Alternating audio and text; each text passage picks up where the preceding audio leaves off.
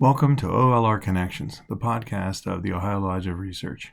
In this episode, we let you take a glimpse into the most recent virtual discussion that took place concerning proficiencies and how they relate to progression of candidates within the Masonic Lodge. Several brothers from the Ohio Lodge of Research joined together to share their thoughts.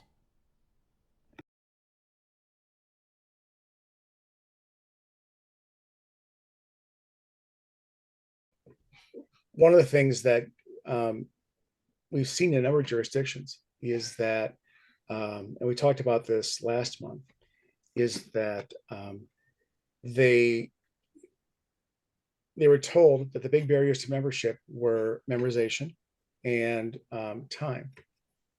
And so we are one of the few jurisdictions that actually requires proficiency as a requirement to advance in the degrees. Many other jurisdictions don't. What are your thoughts about that when you hear that a jurisdiction doesn't really require any kind of proficiency between a degree? Let me be the curmudgeon. Sure. Do we really require proficiency to pass on? What do you mean? I know we do according to our code, but I've also sat in lodges where someone gave a virtually non-existent proficiency and then was voted to pass. So, and we all know people in lodges that just really aren't that concerned with the quality of the proficiency. So yes, it's part of our code, but do we really require it? Well, and it goes to and it kind of goes to my reason for bringing it up goes to the question of, if you have a rule in the books that you're not really going to follow, why do we still have it on the books? I think you're asking the wrong question. That's just me. I think. Well, my personal opinion is that if you're going to have it on the books, you need to up the game. You need to expect the standard. But I'm answering the question that was asked and Right. Thinking about what we actually observe. Yeah. See, what I'm thinking is we keep thinking of proficiency as being proficient in the ritual, and that's where I think that why I think it's sometimes the wrong question, because in my mind there's more proficiency than just knowing what the ritual is. I know, my lodge says traditional proficiency in the long form, and we've done that because we've always done that forever. And I enjoy folks who are interested in the alternative proficiency. And if we're doing that. I think, and we've had these conversations about, you get a lot out of it. Sometimes you get more out of it. And it's not, people think, well, that's easier than just memorization. Actually, it's probably easier just to memorize that, honestly. But I mean, if you're become a member and you're not just proficient, then over time, you probably will get proficient. I mean, you probably. But that kind of gets is what I was going to say as well, which is when we say proficiency, what do we mean? And this is a rhetorical question, but proficient at what? And I thought of this when Alf made the comment that, well, even if they just when they stick around and they come to lodge, eventually they'll become proficient. And I would argue maybe not. Depends on how you define proficiency. If the proficiency is being able to memorize that book and give it back, then no, they won't get better, because how many of your current members can't do the proficiency even though they did it maybe perfectly when they came through? If it's the principles, which is, what does it mean to be a Mason, then yes, they'll pick that up. The guys that can't answer that question on the first day, a year later could probably answer every question in there without preparation. Which is one of the reasons I've been a proponent of the proficiency since day one. But, I think it's what do we value as proficiency? I think oftentimes we give the wrong impression of what that means. I think the principles is more of the point of the proficiency. It's just kind of the different ways of going about it. Because through doing like the long form memorization, you talk about it, you memorize it, and you learn the lessons of it. So either way, I think like that is kind of the connecting thread between the current modes of like being proficient. And so I think that's probably the root of it as well, of trying to be proficient in the lessons, because, you know, that's some memorization, that's a skill that's, you know, whether that's acquired or natural. But like the lessons of Freemasonry, that's the part that brings us together. That's what the rituals, like, that's what it's all for, is for the lessons that you're learning from your brothers and from this ancient ritual. I also wondered though, Bob, if you had a different experience. There are mentors who they're just going to sit there and hammer home on memorization and not really talk about, you know, what does that word mean, or why did we say this, or how does this all fit together? I mean, it makes me happy that you had a good experience, but yeah, I wonder if you had a different type of experience. I think that's a very good point to make, and is probably the case where I don't think I had quite the typical in-depth delve into the process of memorization about like the meaning of it. But just because that's not the process doesn't mean it shouldn't be. You know, I think Point. something that, you know, could be improved upon, where more people could, you know that the memorization, it's not just for the memorization, this is to teach the lessons. So I think that is, just because that's how it is doesn't mean we shouldn't shift the approach as part of this kind of mindset shift. So, Alf, would your lodge let anybody do principles proficiency, or it's traditional, or that's it? I mean, no, I mean, if someone wanted to do principles proficiency, then I'm sure they would. It's just not something. I mean, we have old school mentors that, I mean, it's always been done this way. So that, but I think, if you know, as a candidate, you don't know what you don't know, right? So unless that person's versed in the principles of proficiency, which we've talked to. I mean, I've talked to candidates myself, but and then I think sometimes we have gone over those kinds of questions as an education program as well, and those are, and we've had district-wide education programs on that as well. And I think there's a lot of really good questions there, but every time I've seen the work given back, it's either short or traditional, the memorization. Seeing around us, you never see short form. You either see traditional or you see principles. At our lodge, we allow the short form or the long form, and they're allowed to read it. I don't agree with it. I think that if they're going to read it out of the book, they should only be able to read the long form. You know, if they want to memorize it, they can memorize the long or the short. If they're going to read it, read the long form, just to prove that you've done some work. And one of the gentlemen said here, you know, it seems like we've had some people come in, do a proficiency, and they can barely, you know, even answer it when they're reading it, you know, out of the short form. And it's like, is that enough? You know?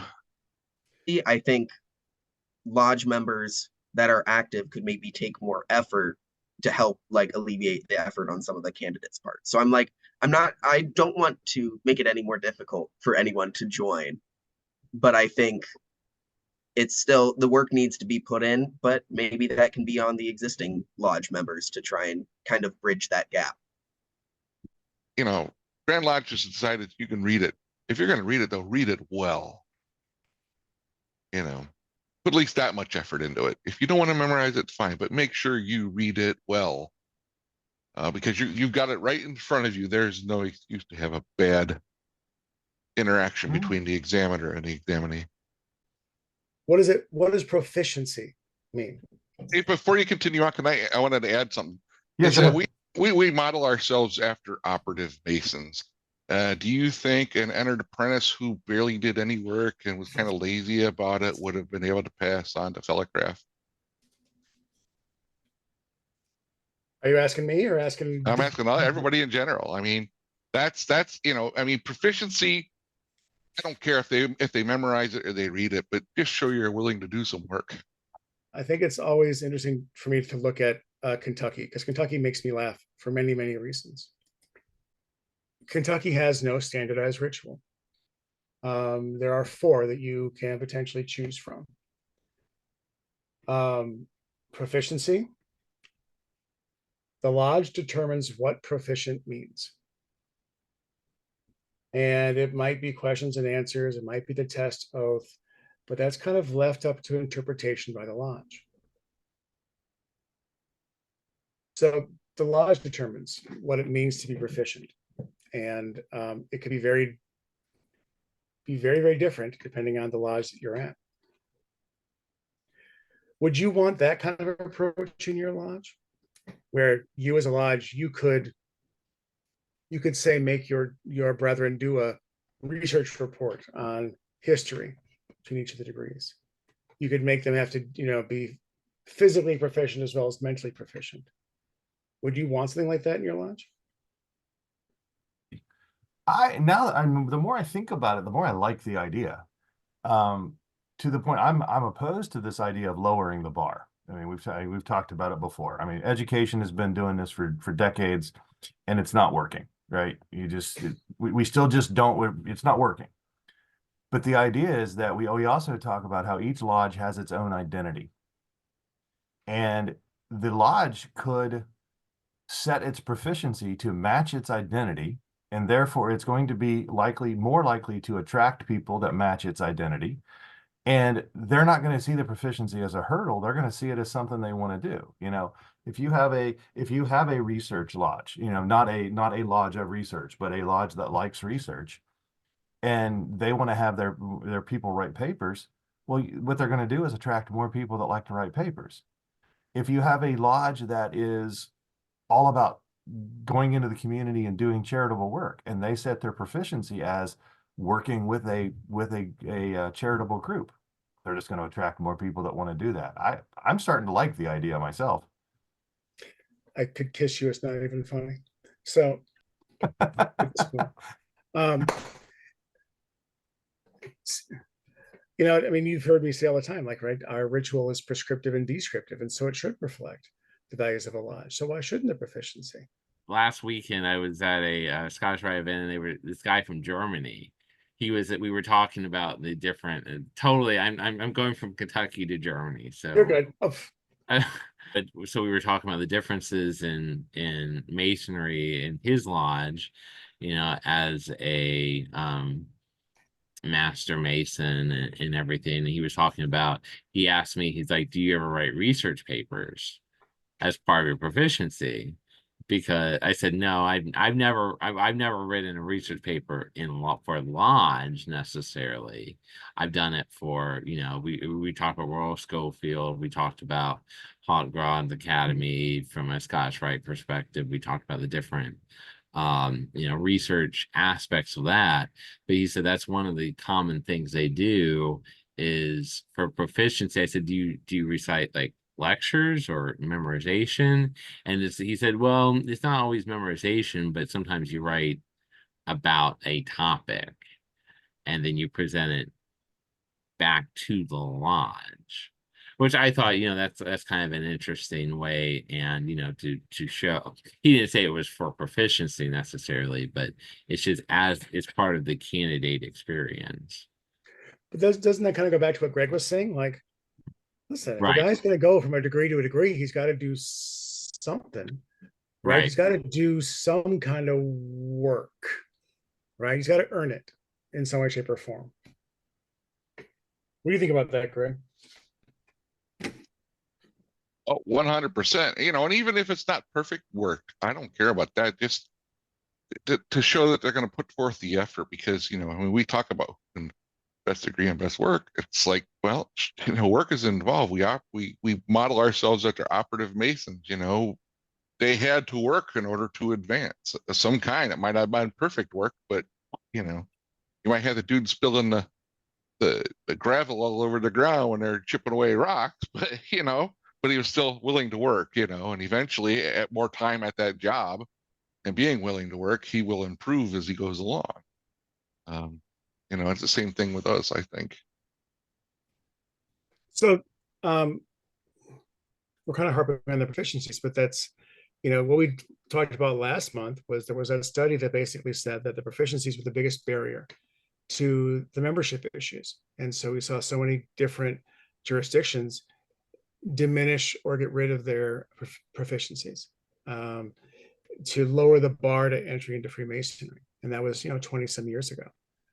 I still struggle with this idea that the proficiency is what's keeping people from becoming members. I don't think most people even know what the proficiency is when they put their petition in. But when you think about people, not putting, Greg's comment about, if you're going to do it right. I think part of the reason that the proficiency is, for the lack of a better word, half-assed most of the time is because the current members don't take it seriously. They don't, they don't pay attention while the guy's standing in the room doing it, or they don't, they don't remember it themselves, so they don't think it's that important and so forth. And which goes back to the question before about, if they got to define their own proficiency, now these guys are going to create something that's actually important to them. They'll support it, which means it's now going to be a bar that they have set that isn't going to fade away, perhaps. Well, you bring up a really good point, which is that, actions speak louder than words, right? So what happens in so many degrees? As soon as the lecture starts, half the guys leave. So if I'm a new candidate, why in the world am I? Yeah, somebody's talking to me, but nobody else is sticking around. Is this really that important? Mm-hmm. Oh, what? So I'm just supposed to memorize this stuff and say it, and really don't worry about it. It doesn't matter if you mess up. It's okay. Oh, okay. So I don't know. We say one thing, but in many ways, I think our lodges do another. So Mm-hmm. You hit on a huge pet peeve of mine. Is that the lack of paying attention, and and I understand that you've heard it a million times, et cetera, et cetera. The candidate hasn't heard it a million times, and show some respect for what he's going through.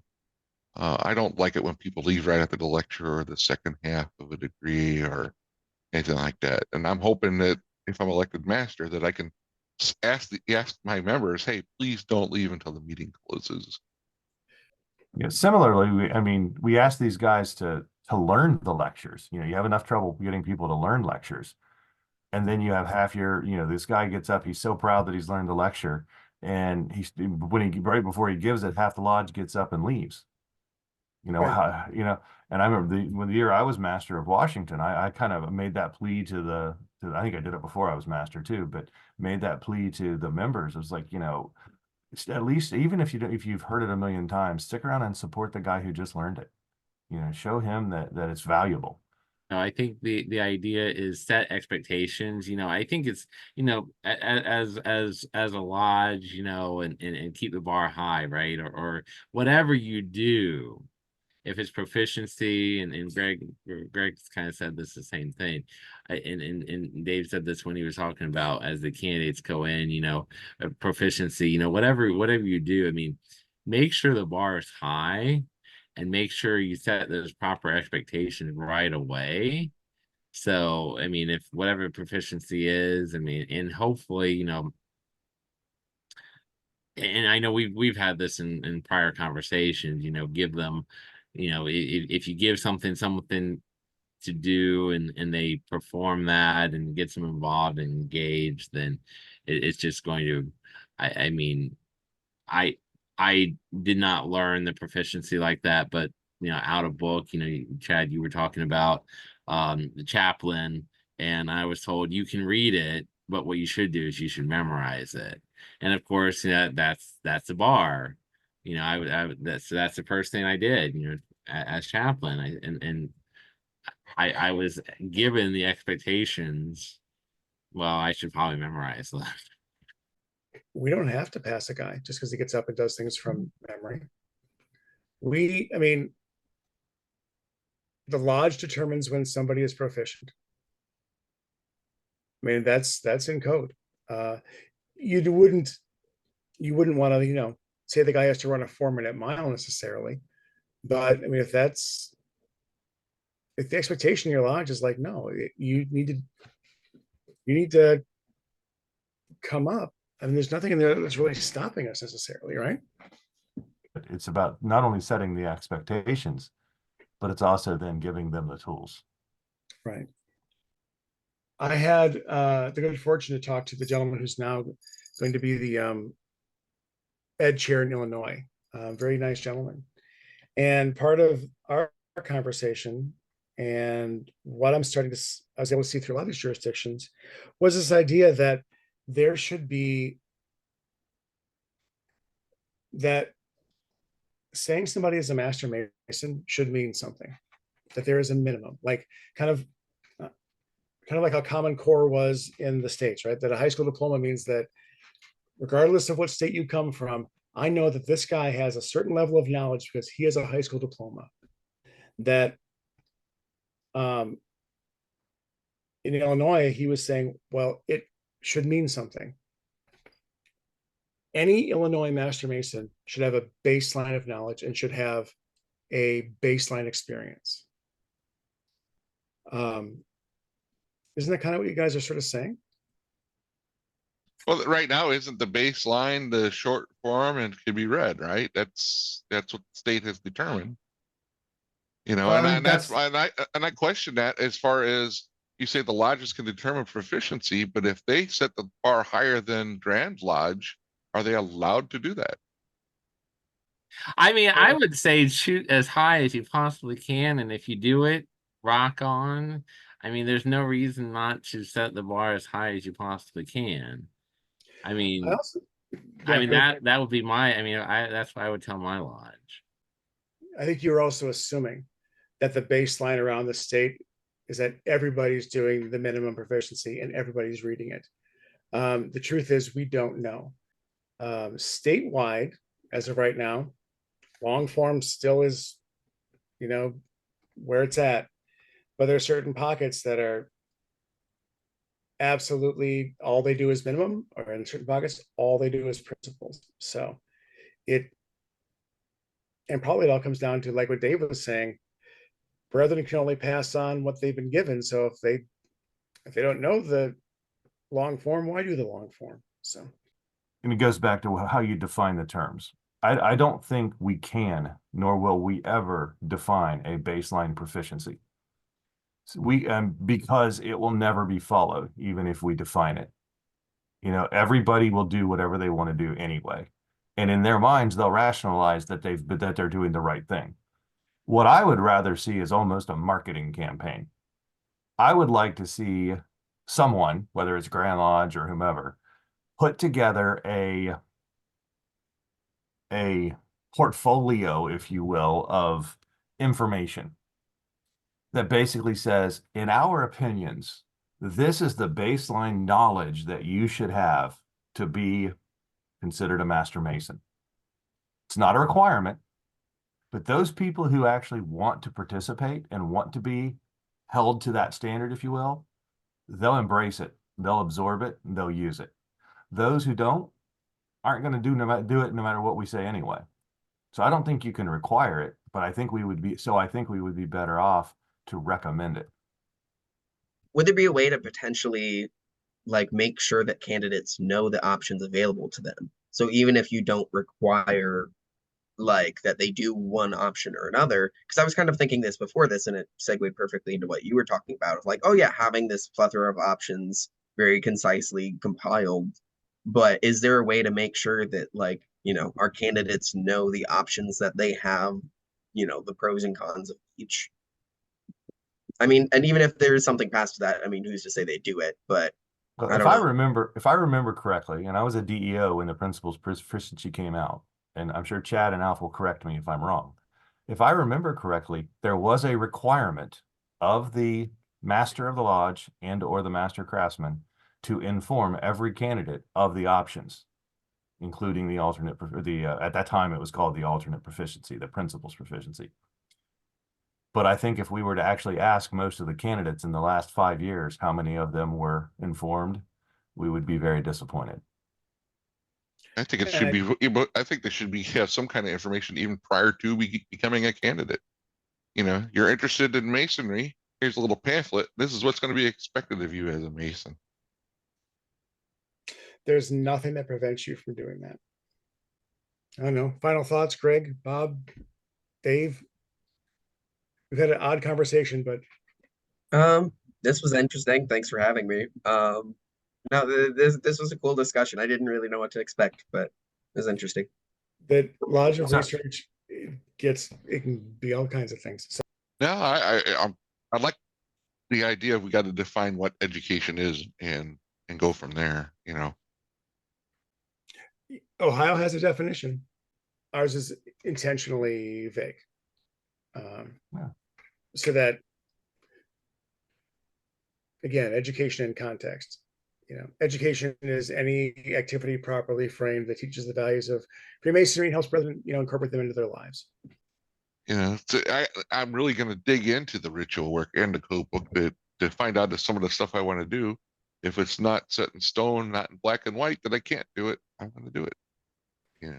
The book you want to read is you do want to read Hrinko's Craft Driven Lodge at some point.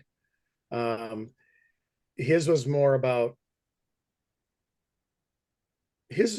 they had more of like the traditional flair but even though they're not a traditional observance lodge, but just that idea of, what conversations, what can we do, what's permitted, what's not. It's not a bad book to have. So Yeah. Dave?